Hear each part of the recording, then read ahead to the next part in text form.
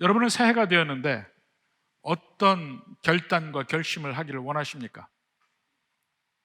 이 그리스도인들의 결단, 또 그리스도인들의 결심은 크게 두 가지 면의 특징이 있습니다. 첫 번째의 특징은 오늘 본문에 나오듯이 뭐냐면 13절에 너희 안에서 행하시는 이는 하나님이시니 자기의 기쁘신 뜻을 위하여. 그러니까 내가 새해 결단을 할 때 한번 체크를 해봐야 됩니다. 바로 이 내가 결심하는 이것이 그냥 내가 원하는 것만인지 하나님이 기뻐하시는 것인지 이걸 한번 체크를 해볼 필요가 있습니다. 그래서 정말 하나님이 기뻐하시는 결심을 해야 한다, 이것이 하나 있고, 그건 체크를 해봐야 됩니다. 그 결단이라는 그 특징 자체가 뭐냐면, 왜 결단을 합니까? 왜 결심을 합니까? 거꾸로 이야기하면 흔들릴 수 있다는 얘기예요. 작심삼일이라는 말이 있잖아요. 작심삼일을 극복하는 법은 뭐라고요? 3일 만에 한 번씩 작심을 하면 돼. 계속 작심삼일이니까 3일마다 한 번씩 하면 돼. 근데 결심이라는 것 자체가 어려움을 전제로 하고 있습니다.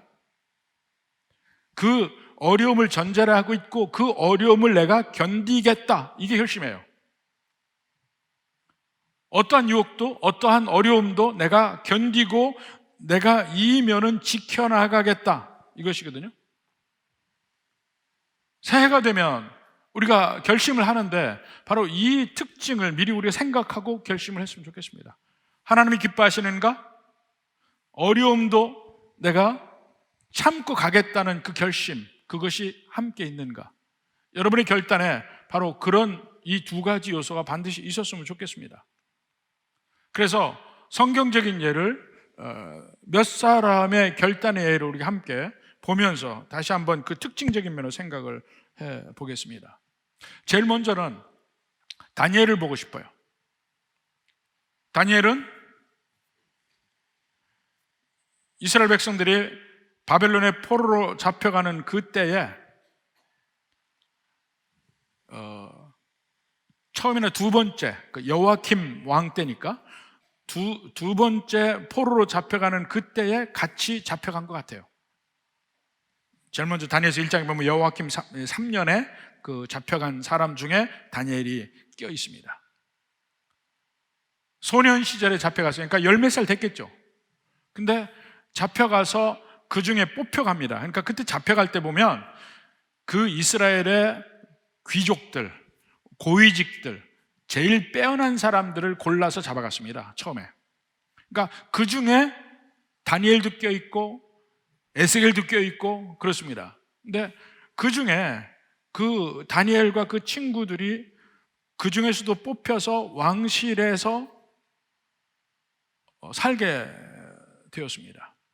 그러면서 그 왕실의 음식을 먹게 되는데, 그 왕실의 음식이 사실은 성경의 구약에서 하나님의 음식을 먹으라 먹지 말라 한 그것에 위배되는 음식들이에요. 정확하게 어떤 음식인지는 모르겠습니다만 위배되는 음식들이에요. 그래서 그것을 안 먹기로 합니다. 안 먹기로 결단을 해요. 바로 그 결단이 나옵니다. 다니엘서 1장 8절에 보니까 다니엘은 뜻을 정하여 왕의 음식과 그가 마시는 포도주로 자기를 더럽히지 아니하리라, 이 결단이에요. 이것은 자기를 정결하게 지키겠다는 결단이기 때문에 하나님을 기쁘시게 하는 거죠. 또 하나는 바로 이 결단이 그에게 올 위험, 이것도 능히 감당하리라 하는 그 의미가 그 속에 들어가 있는 거예요. 그래서 나를 더럽히지 아니하겠다, 그래서 그것을 환관장에게 이 얘기를 합니다. 근데 그때 잘못하면 그렇게 돼가지고 거기서 바로 죽을 수도 있는 것이죠. 근데 그때 9절에 보니까 하나님이 다니엘로 하여금 환관장에게 은혜와 긍휼을 얻게 하신지라, 그래서 살아납니다. 근데 다니엘이 내가 이렇게 결심을 하면 하나님이 내게 피할 길을 주시리라, 이걸 고대하고 결심한 거 아니에요? 내가 이렇게 결심을 했을 때 그 뒤에 올 화조차도 내가 감당하겠다는 결심이 그 안에 들어가 있습니다. 다행히 그 뒤에 하나님이 그를 구해 주셨을 뿐이죠. 그것까지 예상하고 한 것은 아니에요. 그러나 그 이후에 다니엘은 끊임없이 하나님 뜻에 맞추기를 원하고 하루에 기도 시간 정한 대로 계속 하다가 결국은 사자굴까지 끌려가잖아요. 거기서도 하나님이 안 구해줄 수도 있어요. 수많은 사람들이 그 사자굴에서 하나님의 구하심을 받지 못합니다. 그것이 바로 로마의 콜로세움에서 그리스도인들이 순교한 일이잖아요. 훨씬 더 많은 사람들은 사자밥이 되었습니다. 특별한 하나님의 은혜 가운데 다니엘은 그 다음에 하나님이 쓰실 일이 있기 때문에 살리신 것뿐이에요. 그러니까 내가 이렇게 하나님 앞에서 능히 감당하겠다고 결심하면 하나님이 나를 다 지켜주시겠지, 이렇게 생각할 수 없다는 겁니다. 우리의 결심은 그 뒤에 올 환난조차 받겠다는 각오가 들어가 있는 것이 결단이란 말입니다. 그럴 때 하나님이 나중에 다니엘과 그 친구들에게 복을 주십니다. 복을 주시는데 그것이 지혜로 복을 주셔요. 1장 17절 봅시다. 다니엘서 1장 17절에 보면 하나님이 이 네 소년에게 학문을 주시고 모든 서적을 깨닫게 하시고 지혜를 주셨으니, 다니엘은 또 모든 환상과 꿈을 깨달아 알더라. 이 능력을 하나님이 주셨다는 거예요. 그래서 그가 어려움이 처할 때마다 그것을 하나님이 사용하게 하셔서 끝까지, 심지어는 그 바벨론이 멸망하고 그 뒤에 페르시아가 도래했을 때까지도 그 고레스 왕, 그 사이러스 왕이죠. 고레스 왕이 들어섰을 때조차도 다니엘은 계속해서 고위직을 유지하며 살게 됩니다. 근데 하나님의 주신 지혜와 은혜와 능력이에요. 그건 하나님의 특별한 다니엘을 향한 하나님의 역사입니다. 근데 다니엘은 그렇게 될 때까지는 언제든지 어떤 환난이라도 내가 하나님의 이면은 내가 지키겠다는 그것이 있은 가운데 거기까지 왔다는 거예요. 그러면 그렇게 결심하면 이 세상에 다 복을 받느냐? 아닙니다. 다니엘에게만 특별한 경우가 있었습니다.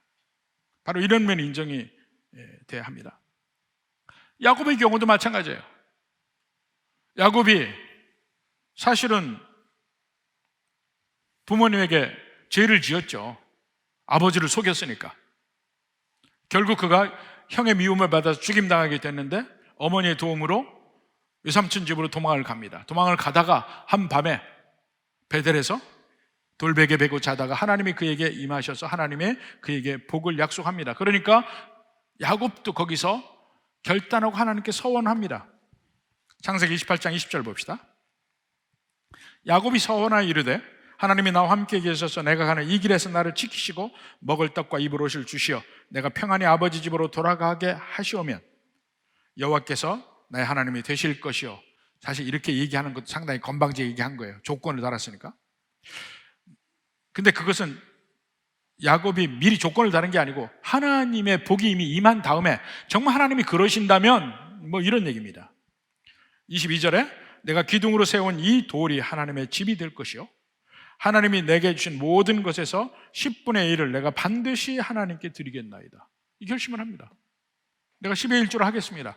사실 하나님이 나중에 모세의 율법에서 10분의 1, 10의 1조를 얘기하지만 이미 훨씬 전부터 아브라함의 머릿속에 이 야곱의 머릿속에 하나님께 10분의 1을 드려야 된다는 것은 이미 그들의 마음속에 자리 잡고 있어요. 드리겠다.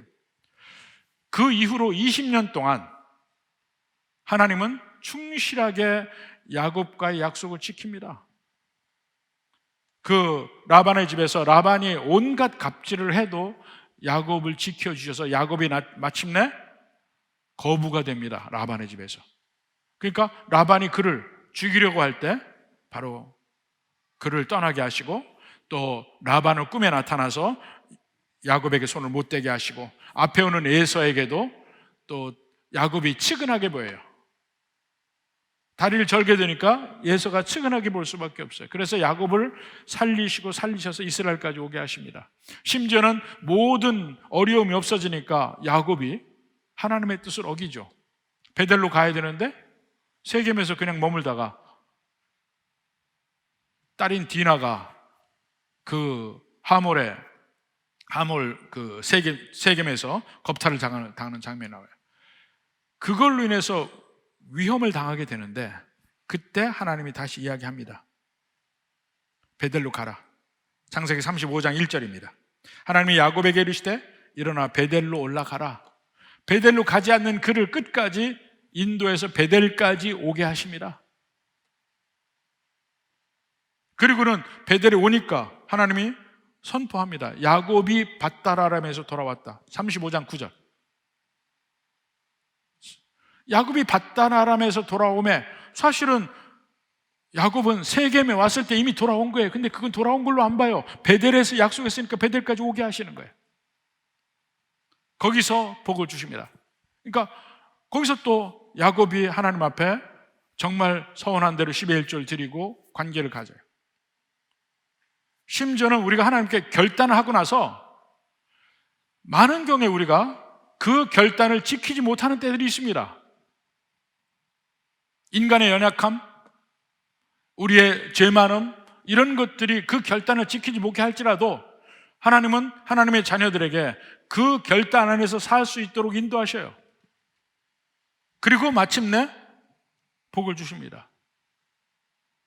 다윗도 마찬가지예요. 다윗의 삶에서도 하나님 앞에 결심하는 것들이 있습니다. 먼저 내가 하나님 말씀을 언제나 내 가까이 두리라. 내 머릿속에 해서 하나님 말씀을 떠나지 않게 하겠다는 그 결심도 합니다. 시편 119편 전체가 하나님 말씀에 대한 이야기지만 그 중에 15절, 16절 봅시다. 내가 주의 법도를 작은 소리로 읊조리며 주의 길들에 주의하며 주의 율례들을 즐거워하며 주의 말씀을 잊지 아니하리이다. 주의 말씀을 잊지 않겠다고 얘기해요. 하나님 말씀을.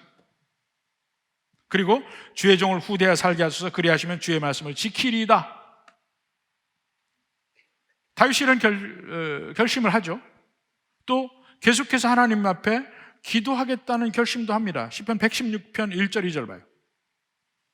여호와께서 내 음성과 내 간구를 들으심으로 내가 그를 사랑하는도다. 그의 귀를 내게 기울이었으므로 내가 평생에 기도하리로다. 하나님 말씀을 내게서 떠나지 않게 하겠다. 내가 평생 기도하겠다. 이 결심을 합니다. 그러한 다윗도 하나님을 멀리하고 하나님께 죄를 짓고 온갖 환난도 당하고 그렇게 합니다. 그럼에도 불구하고 그 죄를 짓고 넘어지고 하는 과정에서도 그는 성경을 가까이 하고 기도합니다. 결국은 돌아오죠. 그것이 전부 시편에 기록이 되어 있습니다. 다윗이 회개할 때, 회개한 이후에 하나님 주시는 평안함을 누린 것, 모든 것이 다 있어요. 우리의 결단은 한다고 해서 100% 지켜지진 않아요. 우리의 연약함 때문에. 그렇지만 하나님이 들으시고 하나님이 인도하시고 그 속에서 하나님을 붙들 수 있도록 하나님의 인도하시는 면이 있다는 겁니다. 그것은 사실은 다니엘도 마찬가지고 야곱도 마찬가지고 다윗도 마찬가지예요. 오히려 그 결단을 통해서 환난과 어려움을 당하는 수도 있습니다. 오히려 그때가 더 많을지도 몰라요. 모세의 경우를 봅시다. 애굽의 왕궁을 선택하는 것이 아니고 그걸 버리고 형제들, 히브리 사람들을 선택한 선택이에요. 그 결과 모세는 어떻게 됐습니까? 애굽에서 도망갈 수밖에 없는 입장이 돼요. 미디안 광야에서 40년을 살아요. 그때 모세의 마음은 어떻습니까? 선택의 결과를 받는 거예요. 모세가 그 선택한 결과, 그는 미디안 광야에서 그냥 목자의 삶을 살고 있습니다. 자기 처갓집에서. 아니, 나는 하나님을 위해서 내가 하나님 뜻대로 했는데 왜 내게는 복을 안 주십니까? 이런 말을 할 수 있냐고요. 근데 성경은 모세의 그 행동을 칭찬하고 있어요. 하나님이 기뻐하시고 있다고요. 그러니까 하나님이 기뻐하시는 뜻이 무엇이냐, 그것을 택할 때 그 결과도 하나님께 맡게 되고, 많은 경우에 그 결과가 지금보다 내가 못해질 가능성이 많다는 겁니다. 바울을 한번 봅시다. 바울이 이방인의 사도로 불림받았다는 걸 바울이 알아요. 근데 바울이 정말 사랑한 것은 이스라엘 백성들이었어요. 자기 민족인, 자기 동족인 이스라엘 백성들이었어요. 근데 자기가 이방인의 사도 역할을 하면서 바라건대 열심히 이방인들이 믿게 되면 이스라엘 백성들이 셈이 나서 믿게 될까? 그 이스라엘 백성들이 믿게 되는 것이 바울의 가장 바라는 바예요. 이를 위해서는 그는 자기의 인생을 겁니다.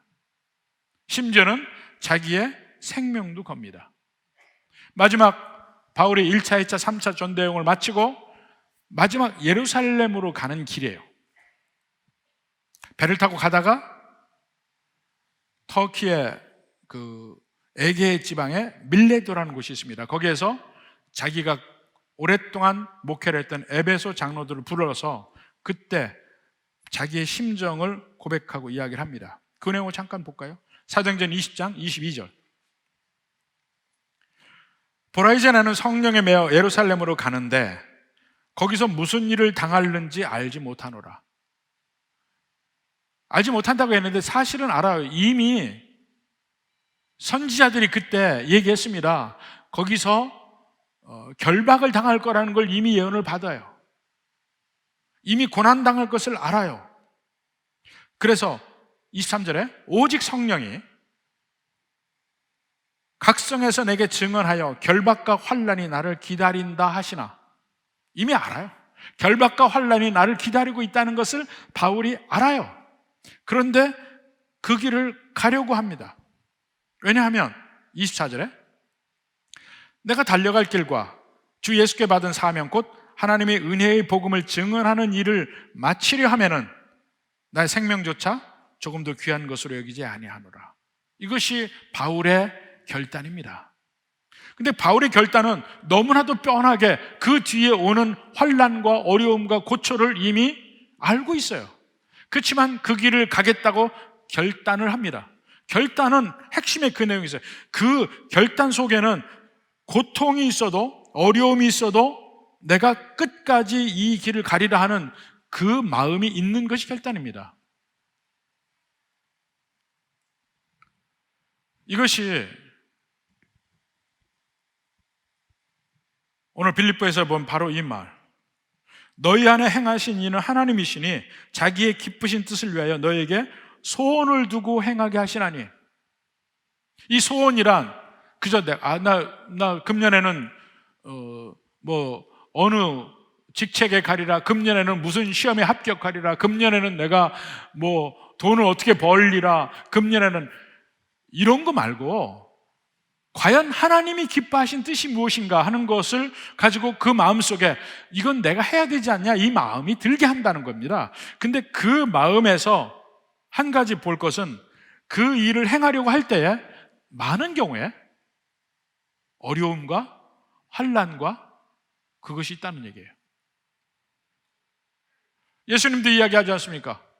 좁은 길로 가라, 좁은 문으로 들어가라, 좁고 협착한 길로 가라. 그게 무엇입니까? 그것이 바른 길이기 때문에, 그것이 하나님이 기뻐하시는 뜻이 있는 그 길이기 때문에 그 길로 가라는 거예요. 그것을 결심하고 가라는 거예요. 물론 너무나도 당연하게 그 길에는 어려움이 있고 환난이 있고 괴로움이 있을 수 있어요. 그렇지만 그 환난과 어려움을 지난 이후에는 하나님의 복이 기다리고 있습니다. 궁극적인 복. 그리고 돌이켜보면 정말 이 길이 아니면 내가 여기까지 올 수 없구나 하는 것을 깨닫게 됩니다.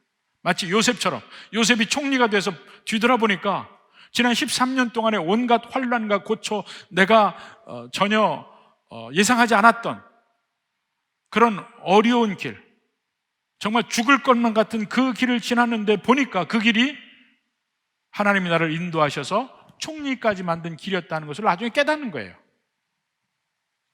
여러분의 새해 결단도 하나님의 뜻대로 내가 살겠다는 결단이 다양하게 여러 가지로 나타날 수 있기를 바랍니다. 그리고 그 결단대로 행하려고 할 때 어려움이 있고 힘든 일이 있고 주저앉고 싶은 때도 있겠지만 참고 가보십시오. 그 길에 끝은 뭐가 있습니까? 하나님의 복과 은혜와 영광이 있습니다. 히브리서 11장 6절 마지막에 봅시다. 믿음이 없이는 하나님을 기쁘시게 하지 못하나니 하나님께 나아가는 자는 반드시 그가 계신 것과 또한 그가 자기를 찾는 자들에게 상 주시는 이심을 믿어야 할지니라. 우리가 하나님을 찾을 때, 하나님의 뜻을 찾아서 내가 그 하나님의 뜻대로 하리라 결심할 때, 물론 그 과정의 삶 속에서 온갖 환난과 어려움이 있어요. 우리의 연약함 때문에도 그렇고 그 하나님의 뜻을 행하는 그 자체 영적 싸움의 그 특징에서도 그렇고 어려움이 있습니다. 그렇지만 그것을 견뎌가는 그 결단의 강도에 따라서 마침내 나중에 하나님이 주시는 상이 있다는 거예요. 그걸 믿고 가자는 겁니다. 그리고 그것을 믿고 갈 때는 결국은 누구는 다니엘처럼 하나님이 놀랍게 지켜주시는 은혜도 경험하기도 하고, 누구는 야곱처럼 심지어는 그 하나님의 뜻에 어긋나게 할 때도 하나님이 나를 쳐서 복종시켜서 다시 그 길을 복된 길 가게 하시는 그것도 경험할 수도 있게 되고, 누구는 다윗처럼 심지어는 죄적인 길로 가고 이렇게 할지라도 하나님의 말씀과 또 하나님과의 교제와 교통과 기도를 통해서 다시 하나님의 뜻을 회복할 수도 있는 것이고, 그러다 보면 마침내 하나님이 상 주신다는 그것까지 우리는 다 다릅니다. 금년 1년의 삶이 그럴 것입니다. 작년도 마찬가지예요. 근데 여러분이 새롭게 새해가 되면서 결단하는 내용에 대해서는 다시 한번 생각해 보십시오. 과연 하나님이 기뻐하실 만한 것인가? 그리고 내가 이것을 결단하면서 과연 어떠한 어려움도 능히 부딪혀서 지나갈 것인가? 이것도 한번 생각을 해보고, 그것이 어렵게 느껴질 때는 반드시 그 뒤에 주시는 하나님의 상을 바라보는 겁니다. 후에 있을 영광의 큼이 지금의 고난보다 훨씬 크다. 로마서 8장에 얘기하는 겁니다. 바로 그것을 우리가 끊임없이 상기하면서 금년 1년 여러분이 하나님이 기뻐하시는 결단을 하고 끝까지 1년을 살아서 복된 1년이 될 수 있기를 주님의 이름으로 축원합니다.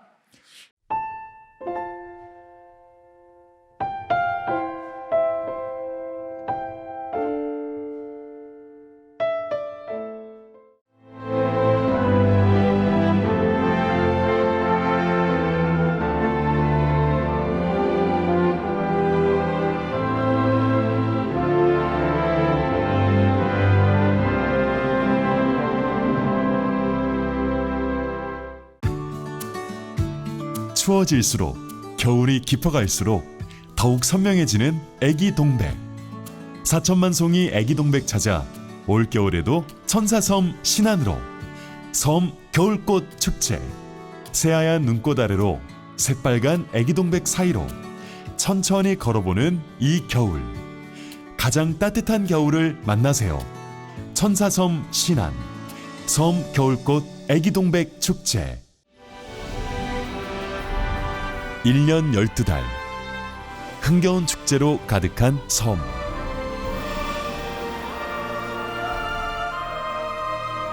섬마다 문화와 예술이 살아있는 사계절 꽃피는 바다 위의 꽃정원. 당신은 만나보셨습니까?